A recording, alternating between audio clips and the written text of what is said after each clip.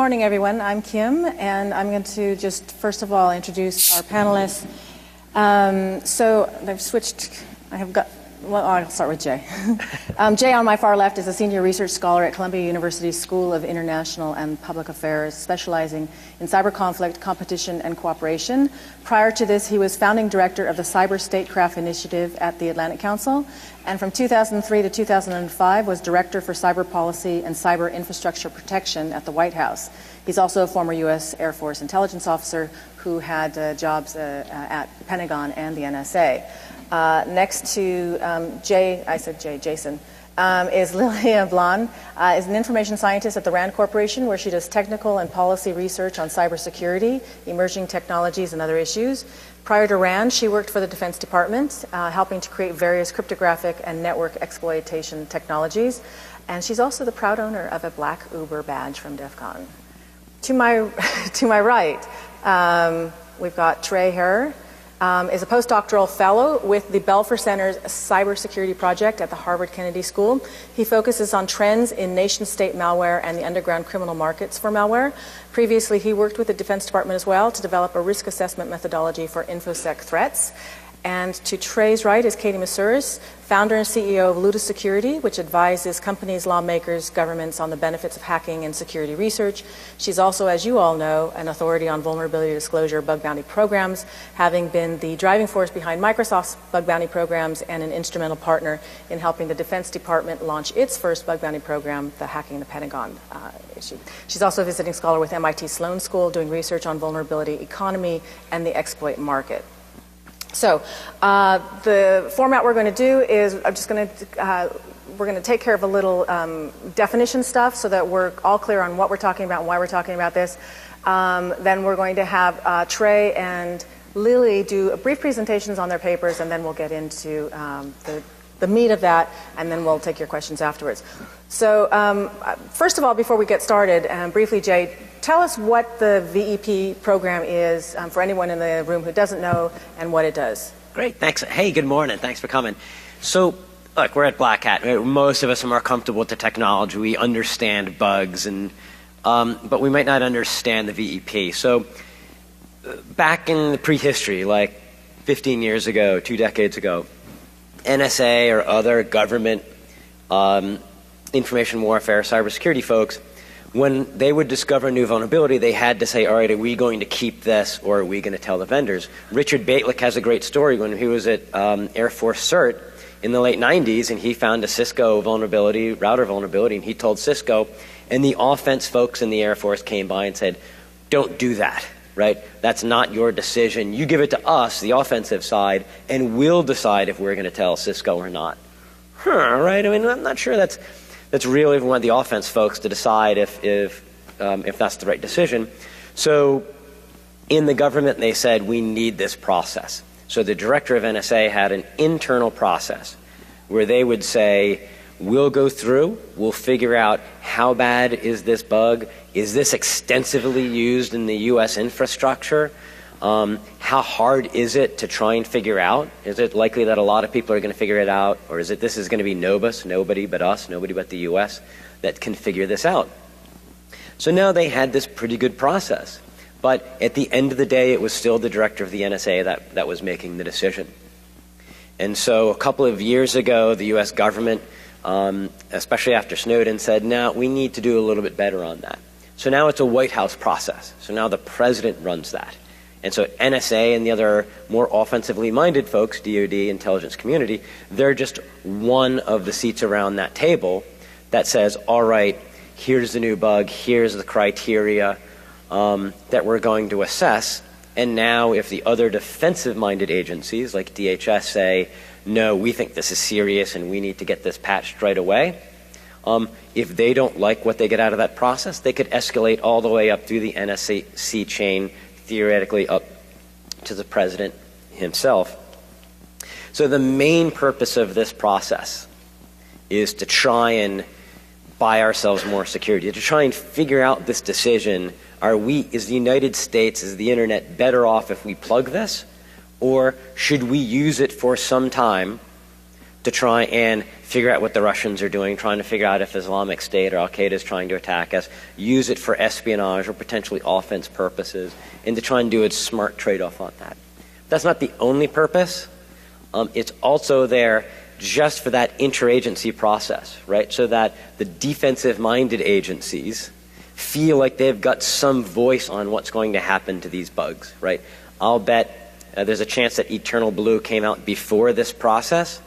And so imagine you're at DHS, you're trying to make America more secure, you're trying to tell people to patch, and then you find out in the news one day, oh my God, like what did we just do when these come out? And so you want a process inside government where you can bring that to everyone together. The third purpose of it is not just for the government, but for the government to go to the public and to go to Silicon Valley and the vendors and say, look, we've got a process from these. We're being adults about this. We're not keeping everything, and that we do have this process to come and talk to you about that. So when we were doing our report at Columbia University, we did a report on this last year. We briefed it at DEF CON. We didn't have a lot of good information about how many vulnerabilities were being kept by the government, how many being released, and whether it made any difference. And so now I think with the reports that are coming out, we're learning a lot about. So we don't have a lot of data on that. Just excuse me for interrupting. Just because the government has. This is the only statement they've made about it. They claim that they disclose 91% of the vulnerabilities that they use in the U.S. And then the other 9% they say are vulnerabilities that were actually disclosed before they got a chance to disclose them, or they were ones that I think got fixed prior. They were already fixed. They also include things like that were trivial.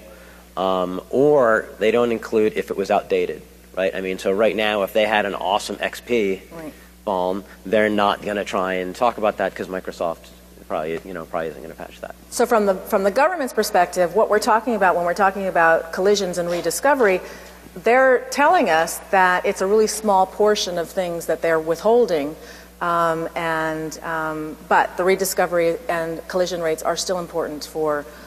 Right, it's absolutely critical. As if you're saying, I would bet many of the people in Washington, D.C. that are going through this process were saying, well, if we've got it, probably everyone else does too, or a lot of other people. I would have guessed if you talked to them, they might have thought, no, there is maybe 50-50 of if we have got it, then probably someone else does. And so I think as this comes out, we're learning more about what those rates are going to be. We're learning how much security we're buying. And if I can do one shameless shout out. Yeah. One of my colleagues on the academic side, Joe Nye, who I just happened to see, said, this is a weird kind of conflict because if we develop a nuclear weapon or we get rid of a nuclear weapon, it doesn't change everybody else's nuclear weapons, right? We're not disarming others. And this, in this field, if we reveal a vulnerability and we tell the vendor, we're taking that out of everybody else's arsenals. But that's mostly true if you've got high rates, if everyone is having the same vulnerabilities. If it's having a very low set of vulnerabilities, then we might be buying less security and less disarmament than we actually think. And I just want to add one other thing. I think just one other thing about that 90% thing. When the government says that they disclose 90%, they don't tell us how long they withheld those before they disclosed them. Correct. So 90% may be that they held on to something for 10 years, but they disclosed it, so now they can put it in that figure. We don't know, just because they're not answering follow-up questions about that. So that's giving us the overall. Did you want to say something before I jump into the? Just a note, to be clear, when there's disclosure, it's not necessarily that it's out of someone's arsenal. Disclosure doesn't necessarily mean that the vulnerability gets patched, or that patch exists and then it gets applied. Right. It's just in public knowledge. So whether or not that makes someone Yep. more vulnerable or less vulnerable, more secure or less secure.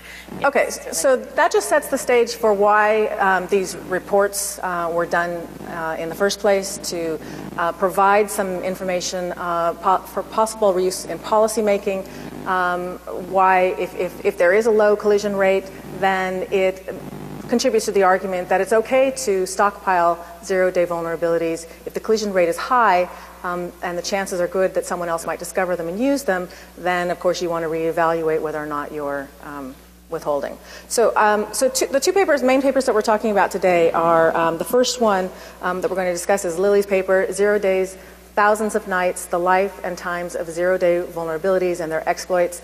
So it was done by Lily and her colleague Andy Bogart at the RAND Corporation.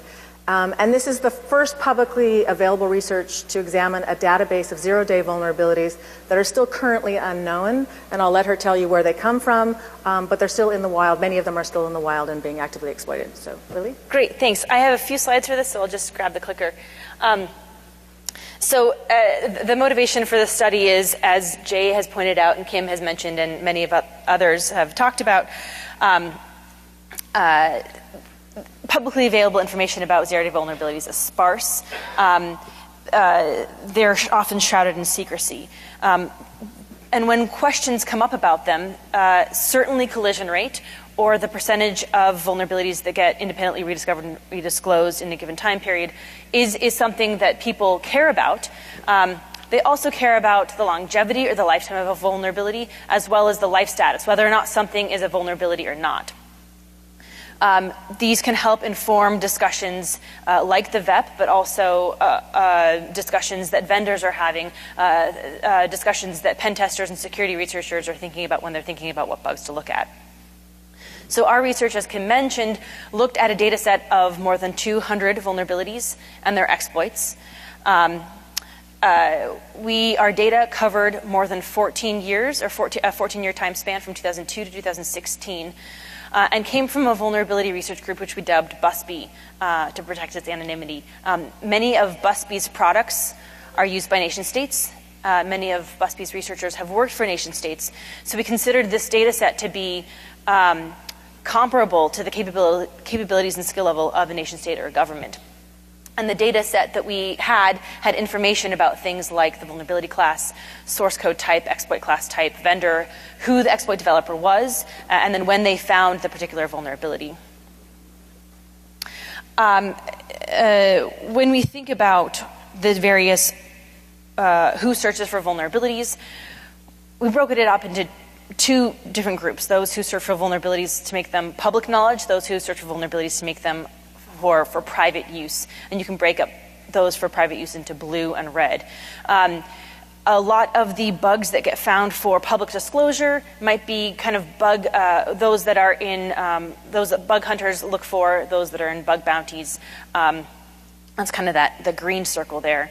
Those who look for vulnerabilities for private use, we broke them up into blue and red, where blue would be the in the sense of governments or the nation states. So it would be us and our allies, where red are the opponents or the adversaries of blue. So this is not red team, blue team penetration testing. This is from a government, nation state point of view, military point of view, red and blue.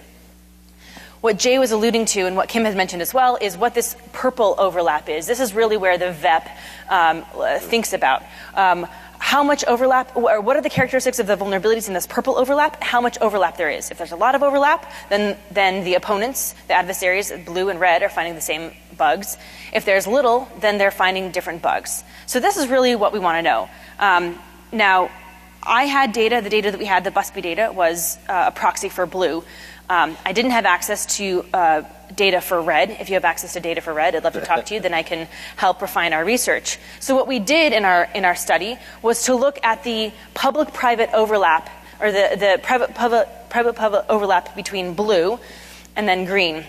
And specifically, we looked at life status, longevity, and collision rate. What we found is that there's granularity to calling a vulnerability. It's misleading to call a vulnerability either known or unknown, zero-day or non-zero-day. We found several different categories. We called them alive, living, immortal, dead, zombie, and several more. I have the link to the report down at the bottom. The next thing we looked at was the life status, or the longevity, the lifetime of a vulnerability. How long will it remain privately known before it becomes publicly disclosed? And what we found in our data set is that our data lived for the average lifetime of a zero-day vulnerability and its exploit lived for 6.9 years before it had been disclosed. This gets us to the title of our report, because 6.9 years is also 2,521 days or nights, so 0 days and thousands of nights. Then the third thing we looked at was, given the knowledge of a group of vulnerabilities, what percentage of those get independently rediscovered and publicly disclosed in a given time period. If that time interval evaluated is a year time period, then that collision rate, the percentage that gets independently rediscovered and disclosed, is 5.7%. As our findings relate to, so our findings can help inform those in offense, those in defense. It can also help inform those that are in this, that are thinking about the government retention versus disclosure discussions.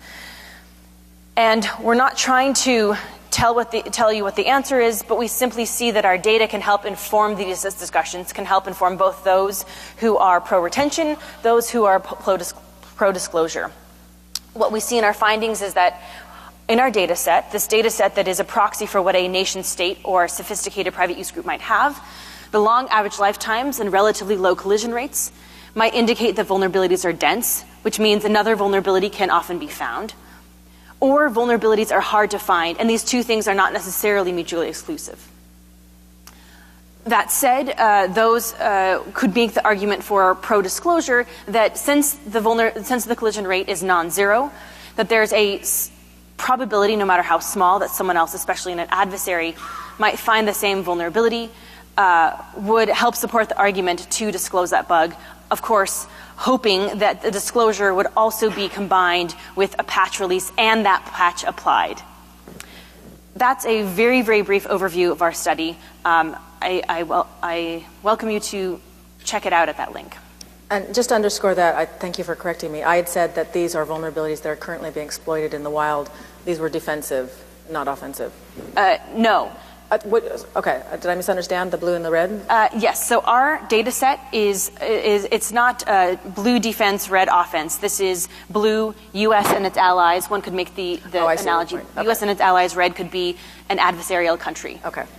So this is what could be used offensively by a nation state. Okay, great. Okay, so now we're going to switch over to Trey's study, which came out, was it 2 weeks ago or a week? Last week. Yeah. Last week. Taking Stock, Estimating Vulnerability Rediscovery was done by Trey and Bruce Schneier and Christopher Morris. This uses a much larger data set, but it involves currently disclosed vulnerabilities, primarily submitted to bug bounty programs. And it also involves data from, for example, as Google's Chromium's fuzzing project. So, Trey? Great. So thanks again, everybody, for coming, and for those of you for whom this is the first post-hangover panel, welcome. What we were trying to address is sort of a recurring question. We've had this debate about how often two different people find the same vulnerability for an extended period of time. And most of the time when you get into this debate, it involves napkins and sort of scribble calculations and very anecdotal discussion and evidence and data. The problem with that, obviously, is that this has a significant impact on the policy debate around government disclosure, but also on the way companies run bug bounty programs and the way that they prioritize patching. So what we were trying to do in this paper is to bring a more sort of empirical approach to this issue of how often two different parties find the same vulnerability. This is a quick summary of our data set. We looked at 4 different versions of software: Chrome, Firefox, Android, and the library OpenSSL. The aggregate rediscovery rate for this entire data set came out at about 10.1%. Now, there's 2 issues with that number. The first is it obscures variation between software type, and the second is it obscures variation over time. So as we're stepping through this, I just want to very quickly go through. This is our aggregate change rate over time. So we're not splitting out by software yet, but it shows us a little bit of the difference as we're moving through. And this data set, although it's constituted primarily in the early days by Chrome, sees a lot of Android and Firefox vulnerabilities as we go through.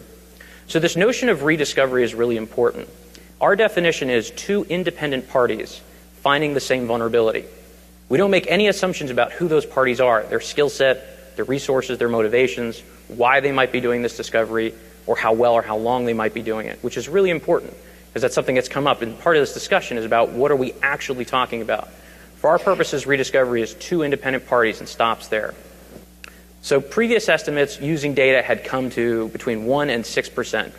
The keystone study for this is a piece of work that was done by a researcher at Cambridge, Andy Osment, who formerly of DHS, now at Goldman Sachs, had reviewed some data from Microsoft between 2003 and 2005, looking to see how often they credited more than one person on their disclosures.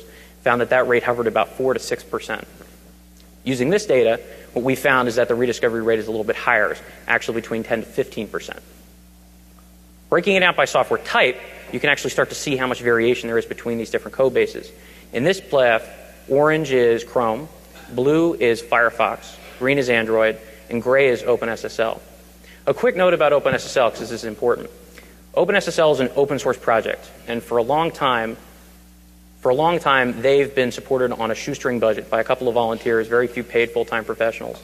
What that means is that most of their energy and effort has gone towards mitigation and not necessarily towards accurate record keeping.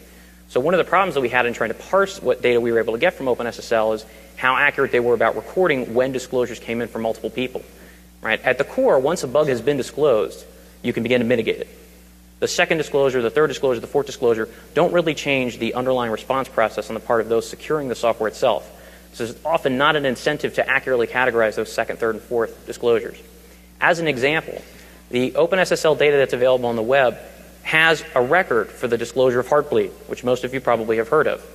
What's missing, though, is that there was 2 disclosures. So Heartbleed was discovered within a few days by both Neil Mehta of Google and the company Codenomicon. Only Neil Mehta is credited on the database. So we wanted to include OpenSSL to try and show some diversity in this, but we're a little bit suspect with that record keeping, so we have some limitations there. So a couple of quick takeaways. First, the rate of rediscovery has an impact on the policy process.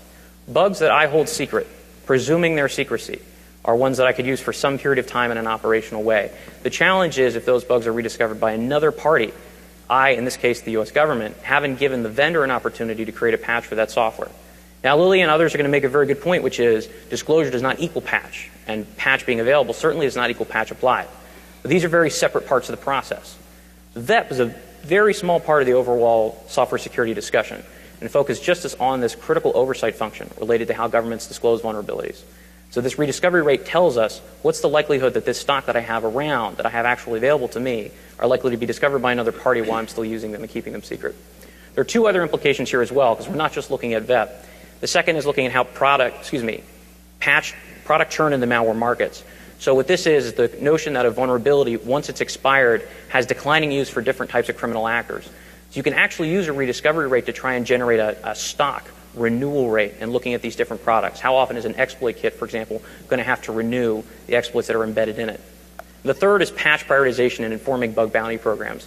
Essentially, how am I paying for bugs that I think are likely to be discovered by multiple parties as opposed by one that's unlikely to be found by all but that one very talented researcher?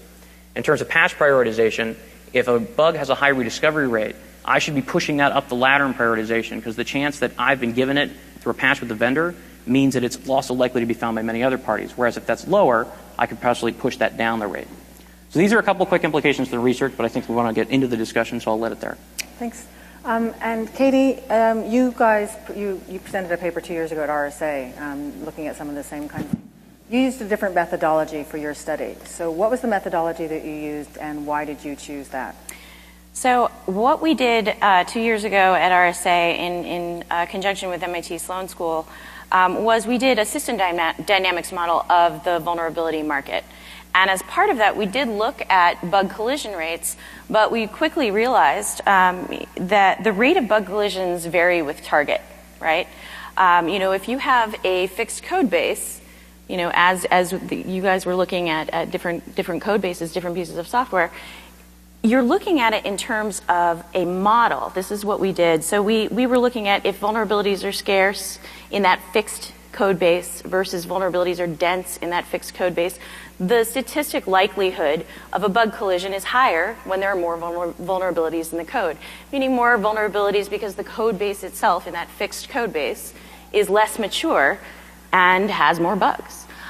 The reason why we had to model it is because it's actually really difficult to extrapolate anything about even the next version of that same piece of code in terms of what the rate of bug collision is. So we looked at it as sort of a density modeling problem. This actually takes us back to my old days of fighting all of those bug counts equal, CVE counts equal less secure. Right? Does anybody remember when vendors would try and compare the security of their similar products? Like, one database vendor would have a chart of how many CVEs it had versus the other database vendor's CVEs, and how they were trying to say that because they have more published vulnerabilities found, that they're less secure than the ones who had fewer. And that was a completely erroneous way to try and compare the relative security of two different code bases. So in those days, what I was trying to do was make sure that there was no false correlation between completely unrelated things. And so to me, when I look at the question of the vulnerability equities process and whether or not bug collisions should factor in, I look at that as actually completely unrelated things. And the reason is that you can't actually extrapolate anything from one fixed piece of software's bug collision rate to even its next version's bug collision rate. You add new features, things change, different researchers enter the scene, and then there's also the problem of, omnipotence in this space. There's no real way to use any of the published data or even private data that some folks, are correlating to know what is in the mind of hacker number 1, hacker number 2, hacker number 3. So again, I think that for purposes of informing policy decisions around the vulnerability equities process, we certainly need to look at the balance between our duty to preserve national security and protect our critical infrastructure and, our offensive capabilities, which we need to maintain, our ability to combat and to potentially gather information, during regular intelligence activities. So why do these studies then? I mean, what do they contribute for us? Okay, if it's not so helpful for the EP, is it helpful for the other purposes that you were talking about in terms of patch and things like that, patch policy? I'm all open up to everyone. I mean, what do these studies, are they worthwhile? What do they tell us? What do they offer to us? Well, one of the things that, again, getting back to that old bug counting, fallacy of this piece of software is more secure than this one because of the number of CVEs, what I would encourage people to do, instead of comparing completely different code base to completely different code base, even if it was the same type of product, the only real good measure is comparing yourself to yourself. So saying, this version of SQL has fewer bugs than the last version. And so I think that is a meaningful, way to kind of measure progress over time of trying to reduce the number of vulnerabilities in a given piece of software. But that doesn't necessarily, again, like I said, I think these topics are not only, they're not just orthogonal, they are unrelated, and what I'm really concerned about is that interesting studies like this are being misapplied to draw conclusions for policy decisions. And so I think we just need to be really, really careful about how we start to approach a generalized, assumption, looking at specific data sets for specific target software. Trey, do you want to respond? No, so I think this is interesting, right? And there's 3 points. First, there's obviously a role for simulation and modeling data. One of the challenges about this space is that there are some real difficulties in obtaining access to the information that we'd want to truly make the decision. And Lily's already made a reference to this, right? To get accurate collision data, we'd like to look within the Chinese stock and within the U.S. stock and see how that overlaps over time. Probably unrealistic as a research goal. If that's someone's aspiration, I fully support you. So that's issue 1. Issue 2, though, is that we still have the opportunity to gain some fidelity of understanding from looking at what's actually going on in the space. So the notion of modeling and simulation can contribute a lot to our understanding about process and structure, but it doesn't necessarily replace tracking behavior and actually capturing the performance of a system and the activities of the different actors. So they're certainly complementary, which I think is an important part of this discussion. The third, though, is with respect to what's being looked at. It's more than just counting security. And I would argue, I don't think either study really is trying to characterize the security of software by counting bugs. But rather, it's... No, I wasn't implying that. Oh, okay. Yeah, I was just reminding people of this was a fallacious way to compare security of different products. And what my assertion is similarly here, I think we have a well-intended attempt to kind of get your head around some useful data and then use that to make some policy recommendations, so such as the VEP process or maybe even other policy recommendations. And that's what I'm saying is that much like that erroneous CVE counting and comparing across completely different product lines, I'm asserting that this is also an erroneous specific data set to specific data set that actually doesn't help us make any decisions in the VEP process. That's what I'm asserting. Right. So I think it's good we move past this bug counting for security issue. But the point I was going to make is that both of these data sets are describing not only the characteristics of software, but the behavior of the community of researchers doing discovery, which is a really important point because parsing those two things out isn't necessarily what we've both been focused on, I think, in terms of rediscovery and collision. There are studies that look at vulnerability discovery, characteristics of discovery patterns, skills, and how those vary with different types of code. But this rediscovery and collision issue, I think both, is related, are looking at both that population as well as the underlying software. Lily, did you want to respond? No, go ahead, Drew. I do, but go ahead, Jay. No. So it's interesting. I'm going to have to be working through Katie's point here on as I think through this. But you've got this big debate. You know, there's a lot of us that say the government needs to be doing merit and it needs to prioritize defense. And it's really tough because we in government, for those in government, there's not a lot of knobs on where you get to decide whether you're going to prioritize defense or offense. There's very, very few places where you can do that, especially because we don't have a strategy that says which is more important. Right? Even in the last administration, President Obama would say, it's a balance. Well, when you're actually in government or at NSA or Cyber Command and you've got to decide, well, what the hell does balance mean, right? I mean, when I've now got this decision about how to make America more secure by keeping or disclosing this bug, what am I supposed to do? And so about the only knob that we've got right now is the VEP. So I think there's a lot of us that are saying, well, are we doing this too defensive, too offensively, or about right? And one of the major conversations for those of us that really push defense, myself, Robert Kanaki, and others, we like the VEP and we say, let's do it more and let's do it better.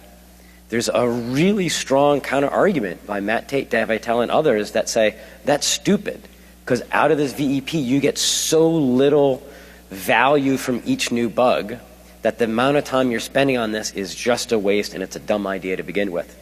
So we're really desperate for these things like the collision rate, like what Lily had said earlier about are bugs dense or are they sparse, because that helps us figure out, are we actually buying down our risk with all of this that we can do? And I just hope that we start getting other dials, other knobs that we can turn, because we're making way too much over VEP. It's more important than it really is, because it's the only knob we've got. So Dick, can I address that point? You want more knobs, more dials you can turn. That was the point of our doing the system dynamics modeling a couple of years ago, because this is systems level thinking here. These are things that trying to play whack-a-bug on a very dense code base is not going to be the best lever. So the whole vulnerability sparse and dense conversation, how many of you remember where that actually originated from? Dan Geer giving a keynote in 2013.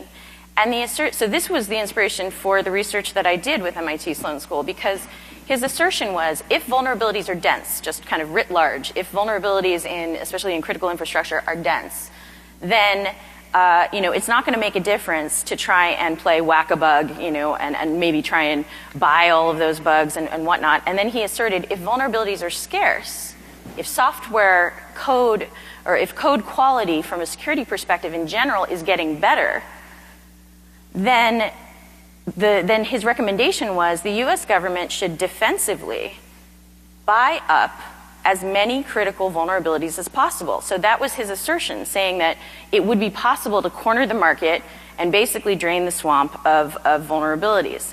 So that was where that originally came from. And so we sought to address the question, what is the most effective lever in the overall system? And that's why, a lot of this work, we're looking at it as very dynamic, and that's essentially why we chose this modeling approach. Are you taking one bug out of 100 or one out of 1,000,000, and you should have very right? Is it statistically significant? Will it make a difference?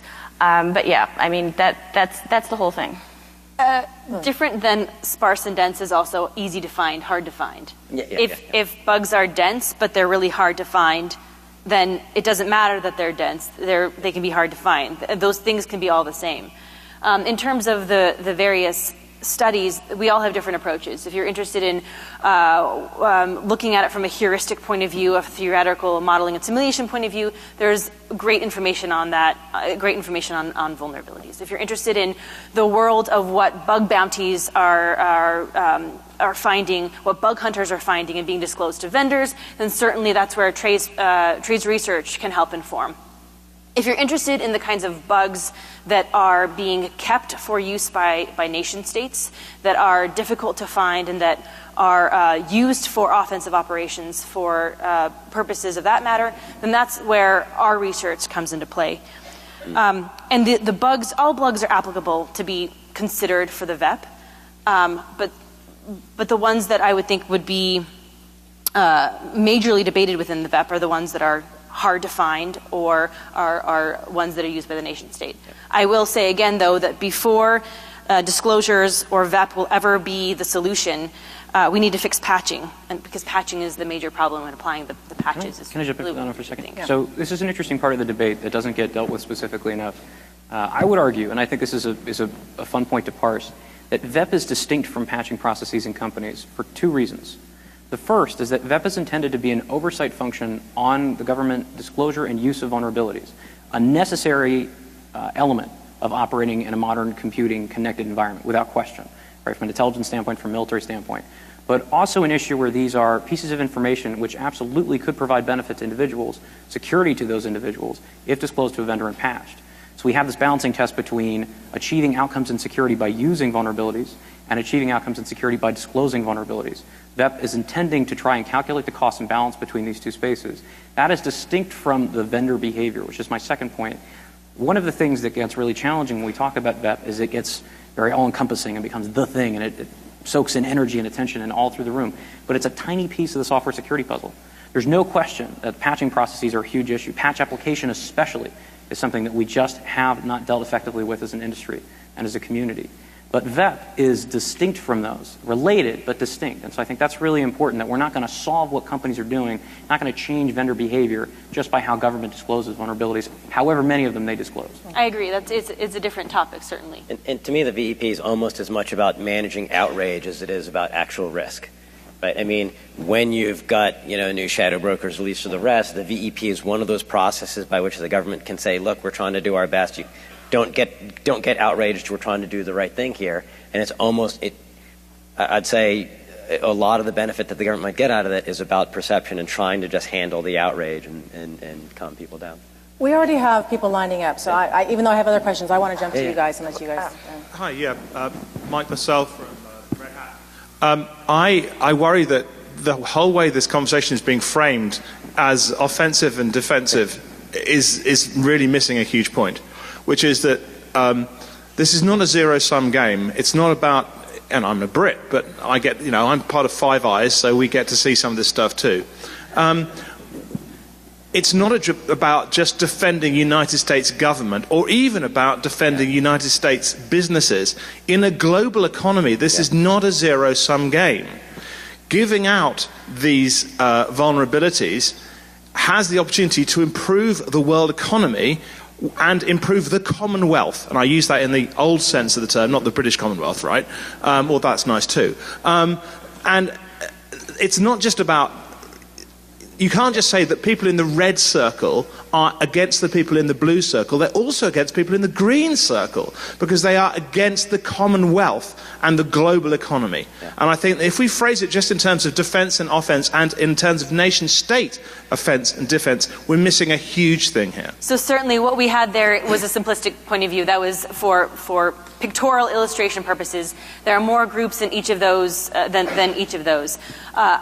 I would ask, though, is it the government's responsibility to make the world secure? Is it the government's responsibility to make a mom-and-pop shop secure? Or so yes, it is. Yeah. And maybe I don't know if the DHS is the right people to do that. I don't know if you have a Department of Trade and Industry. If so, they're the people who should be on the VET panel, not the DHS and the others should be as well. But you need those sorts of people in as well, or you're missing the point. And this is part of what one of the recommendations from the VEP and our colleague Richard Kanaki, who used to be part of this process, was saying right now NSA is still the executive agent that runs the VEP, and we need to do away with that. It needs to go to DHS. It needs to be the defensive organization. I'm happy to say the UK is one of the few other governments that's actually come out and talked about disclosing vulnerabilities to the vendor. The last bit is this goes back and forth in Washington, D.C. quite a bit of is Americans, I'm going to stay with America for a second, is American national security better served by having a safe, secure internet that's going to be here to drive innovation in the United States and around the world? Or are we better served by having all of the high ground in the internet to make sure that we can spy and take out against our adversaries? And I'm sorry to keep putting this in U.S. terms, but this goes back and forth a lot. And so it's going to be very interesting to see how that plays out over the next couple of years. So one thing that's important to note here, so there is a bill that's been put forward in both the Senate and the House called the Patch Act that's intending to codify this equities process and the criteria associated with review for vulnerability. And one specific criteria that they mention is the type of software involved. So what you would expect, not unreasonably, is that you would weigh if something is, for example, a widely used cryptographic library that is not unique to the United States or is not unique to a particular country versus a proprietary piece of software like, say, NEDOC that only shows up in one particular state. So I think that is something that's become part of the debate. Katie, you want to add something? I lost my point because. Okay. Joe. Hi, great panel. Thank you. I guess I'm really happy that there are these studies coming out, and I think that it's early days, and hopefully there'll be better data and possibly more relevant stuff. But my main question is for Lily. Can you give me a little bit, and if Jay or Katie want to jump in, that would be awesome. But can you give me a sense of what you think the best pro and con arguments are for why or why not the green circle is a proxy for red? Because it's not obvious to me that it is. It's not a proxy for red. So I gave a very abridged version of our study and what we looked at. It's a proxy for what the public is. Ideal would be to have access to multiple private data sets to try to examine the characteristics of the overlap. Since we didn't have access to multiple private data sets, we looked at the private-public overlap, the green and the blue, to find some baseline numbers that could be used to help inform discussions that go between the blue and the red. There are certainly caveats to our research. I think I've remembered what point I was trying to make earlier. So just to be clear, the modeling that we did a couple of years ago, the conclusion on the VEP process that we had was that it was much more beneficial to err on the side of disclosure. And the reason for that is if you think about it, if we're playing a game of capture the flag and we've all got the same flags, what do you think is a smart thing to do to protect your critical infrastructure? And in terms of preserving your offensive capabilities, do you actually need 0 days to achieve most of your goals? And the answer is a resounding no, and we definitely see that mirrored in general, exploitation of software that we see in the world. 0-day exploitation is at that tippity top of the pyramid. If any of you saw Alex's opening keynote, the major, source of actual harm in the internet ecosystem is this broad base of feature abuse. So that's, to us, that was the conclusion, was that the VEP should err dramatically on the side of vuln disclosure, because that actually does preserve the main goal, which is we've got the same flags as everybody else. So I know we were kind of dancing around that topic, but I just wanted to say that the prior work 2 years ago, that was the conclusion. Joe, I'll continue with that, actually, just to continue with what I had been saying. While it's not necessarily a proxy for red and blue, what we had was a data set of blue. Up until now, there's not been any publicly available information about what might be a proxy for what a nation state has. So we're not just looking at the collision rate, but certainly what are the characteristics of the types of vulnerabilities that live for a long time or that might be used for nation states. And I want to see this level of analysis going in on the shadow brokers and figuring out what was in these, how many. We still don't know. I mean, there are no researchers have gone in and said how many of these were actually not known. And so I would really like to know, because we do have a blue data set. Yeah. Unfortunately. That would be great. Right. I'm sorry, who wants the next question? The first thing I want to say before my main question is I think the government is a potential enabler of improving critical infrastructure and remediating vulnerabilities. All right, I don't want to certainly get into, and I know Lily Ablon is perhaps involved, as I know some people in RAND are, with the whole question of the laws of cyber warfare. And there have been a number of papers on that, particularly from your colleagues at RAND. Let me, however, get to the main question, and that is to challenge the notion that you can only really use one sort of universal code base as far as, doing these kinds of vulnerability studies. It's because so many products now are open source or use a large part of their product as open source. There's a lot of open source almost by definition that goes throughout the creative world. All right, and these are the kinds of sources of data where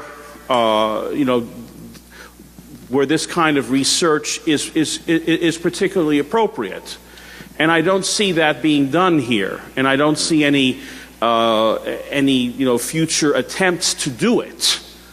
So if you use, let's say, for example, a lot of people use containers, for example, whether it's Docker or Kubernetes or something else. All right, but the kind of research based upon that, because that goes across a whole large number of products. Sorry, I don't want to interrupt people. We're out of time, so let them answer. Thanks. Well, I don't know what the question is. The question is a challenge to the statement of you can only do the kind of research you're doing with just a single code base as opposed to comparing one code base with another. I still don't understand who was tweeting earlier this week? Software reuse is vulnerability reuse, right? I mean, the more that we're using the same the software in the common libraries, the places we're seeing these end up in a lot of places. And I think we end up with a lot of concentration risk. And I think we learned this with Heartbleed and OpenSSL of, this critical vulnerability on some code that just wasn't having as many eyes on it as required for such a critical function. We have time for a quick question. Quick one. Okay. So quickly, Sorry. We've discussed a lot about the density bugs and vulnerability disclosure, but there's a problem with the fact that a number of bugs out there can simply not be patched. And how do we address the disclosure of those things, and how do we factor in the impact of those? And also, in addition, even when we disclose vulnerabilities, we have such a long cycle for those bugs to be patched, and in some cases there are people that don't even know that they have those bugs on their systems and they don't patch them. So how does that factor in? So this is a killer point. Absolutely. I think the pushback has to be twofold. The first is, again, in disentangling patch and VEP, we have to look at patch and patch adoption. Patch application is incredibly important. The time delay associated with how often individuals and organizations have to wait for a second vendor to validate, for example, an operating system patch before it can be applied is a tremendous burden on that security process. There is some work that's been done with this. I would encourage you to poke around the Belfer website. I think there's a couple of pieces that address this. But I would say, too, the other thing is when we're looking at patching, when we're talking about vulnerabilities, that process is dealing with only a portion of the security landscape. So I think all this discussion is not to remove capabilities necessarily from the government, but as Katie's pointed out, there are a variety of ways to get to the same end. You don't necessarily have to sit and rely on the same vulnerabilities. So there are a number of paths there. Anyone want to add anything before we close? Yeah, I think we as people who really, really care about this process, we need to make sure that we're trying to speak the same language and we're counting the same things and applying them to the same problems. Because what I see over and over again is really well-intended efforts to inform policy decisions that are just somewhat orthogonal or unrelated. And so I just want us to get on the same page about it and really concentrate on what will actually have the best effect. I think that's what we all want, is we all want the best effect. And we have disagreements on methodology on how to get there. And the government is having these conversations, right? I mean, they are trying to figure out, all right, how do we do this? What's the right kind of process that we can have? And I bet there are brawls as they try and talk through what the best things to do are. But you do have this offense-defense conversation as they're trying to figure out the right thing. Okay, great. Everyone, join me in thanking the panelists for our